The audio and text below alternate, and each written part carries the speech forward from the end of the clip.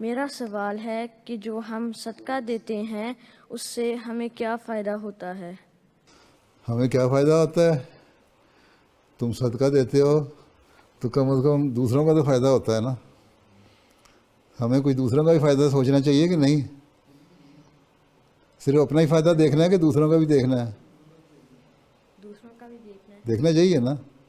ایک غریب آدمی ہے, تم بیٹھے برگر کھا رہے ہو, نینڈوز کھا رہے ہو, ہیں چپس, فش اینڈ چپس کھا رہے ہو, اور دوسرا بیچارہ لڑکا ایک تمہاری عمر کا بیٹھا ہے بھوکا ہیں, اس نے کھانا بھی نہیں, صبح ناشتہ بھی نہیں کیا ہوا, اور کھانے کو بھی کچھ نہیں ہے, اور اس کے پاس کپڑے بھی نہیں ہیں پہننے کے لیے, اور تم اگر اس کو پیسے دیتے ہو کہ تم کپڑے اچھے پہن لو اور کھانا کھا لو تو اس کا فائدہ ہوگا نا. ٹھیک ہے نا, وہ تمہیں شکریہ ادا کرے گا نا تمہارا. ٹھیک ہے نا.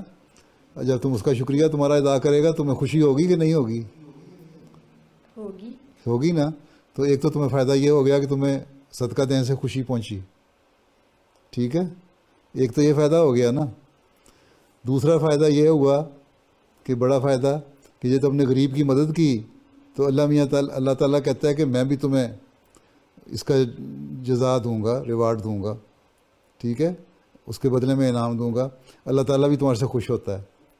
ٹھیک ہے, اللہ تعالیٰ خوش ہوتا ہے. اللہ تعالیٰ کہتا ہے کہ تم نیکی کرو گے تو تمہیں نیکی کا میں بدلہ دیتا ہوں 10 گنا, بلکہ 700 گنا تک, اور اس سے بھی زیادہ.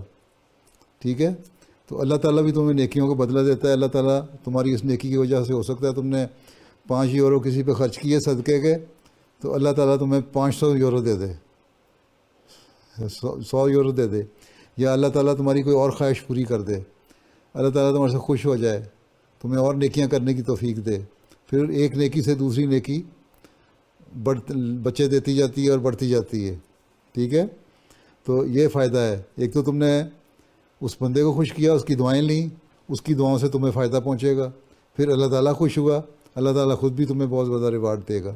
تو اس سے بڑی, اور پھر تمہیں خود اپنے دل کو بھی سکون ملے گا کہ میں نے کسی غریب آدمی کی مدد کی. تو صدقہ کے فائدے تو ہو گئے نا, کہ نہیں ہوئے؟ ہو گیا نا, ہو گیا نا فائدہ. بس پھر جا کے دیا کرو صدقہ. جزاک اللہ حضور. ٹھیک ہے.